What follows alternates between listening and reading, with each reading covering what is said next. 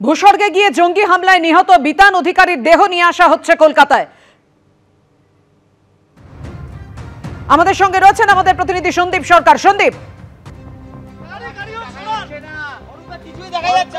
দেখো এই মুহূর্তে তুমি দেখতে পাচ্ছ যে এয়ার ইন্ডিয়ার 2403 বিমান, সেই 2403 বিমান একদম সোজাসুজি দাঁড়িয়ে রয়েছে। আমরা দেখতে পাচ্ছি যে ডোমেস্টিক কার্গোতে এসে পৌঁছেছে দুই পর্যটক যারা কলকাতা থেকে গিয়েছিলেন, একজন সমীর গুহ এবং আরেকজন বিতান অধিকারী।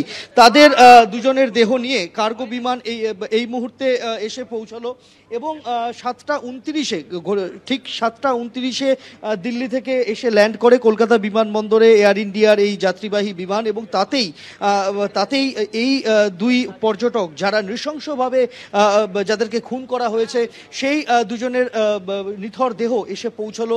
সঙ্গে তাদের পরিবারের সদস্যরা রয়েছেন। আমরা এখানে এই মুহূর্তে দেখতে পাচ্ছি যে রাজ্যের বিরোধী দলনেতা শুভেন্দু অধিকারী তিনি এসে পৌঁছেছেন। এখানে রাজ্যের মন্ত্রী অরূপ বিশ্বাস তিনি রয়েছেন, অগ্নিমিত্রা পাল বিজেপির নেত্রী তিনি রয়েছেন এখানে, এবং এখানে রয়েছেন উচ্চপদস্থ আধিকারিকরা, সিআরপিএফ এর আধিকারিকরা রয়েছেন এখানে। আমরা দেখতে পাচ্ছি যে পরিবারের সদস্য যারা শুভানুধ্যায়ী এই যে দুই ব্যক্তির মৃত্যু হয়েছে তাদের পরিবার এবং পরিজন তারাও কিন্তু এসে পৌঁছেছেন তাদের সঙ্গে করে। এবং আমরা দেখতে পাচ্ছি যে একে একে যারা এখানে আসছেন তারা শেষ শ্রদ্ধা জানানোর জন্য এখানে একটা বন্দোবস্ত করা হয়েছে বিমানবন্দরে, দমদম বিমানবন্দরের যেখানে কার্গো অংশটা রয়েছে সেই কার্গোর অংশতে এখানে একটা শেষ শ্রদ্ধা জানানোর জন্য একটা আয়োজন করা হয়েছে। একেবারে সোজাসুজি যেখানে আমরা দাঁড়িয়ে রয়েছি সেখানেই বিমান এসে দাঁড়িয়েছে এবং সেখান থেকে দুটি কফিন এই মুহূর্তে বের করা হচ্ছে। বের করে এনে কিছুক্ষণের জন্য এখানে শায়িত রাখা হবে এবং তারপর এখানে যারা আছেন তারা শ্রদ্ধা জানাবেন।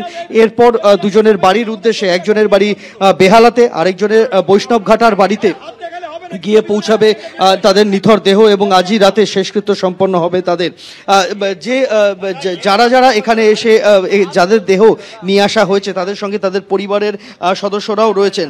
আমরা জানি যে বিতান অধিকারী যার বাড়ি বৈষ্ণবঘাটাতে, যিনি কর্মসূত্রে ফ্লোরিডাতে থাকতেন, তার স্ত্রী এবং 3.5 বছরের পুত্র তারা থাকতেন বৈষ্ণবঘাটাতে তাদের এক আত্মীয়ের বাড়িতে। এই বিতান অধিকারীর স্ত্রী সোহিনী তিনি রয়েছেন সঙ্গে।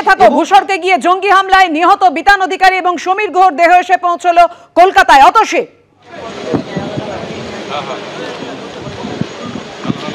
একেবারেই তাই। দেখো ইতিমধ্যে কিন্তু সেই প্রস্তুতি চলছে এবং কার্গো ইতিমধ্যেই এসে পৌঁছেছে তাদের নিথর দেহ এবং ইতিমধ্যেই তাদের দেহ বেরোনোর জন্য প্রস্তুতি চলছে।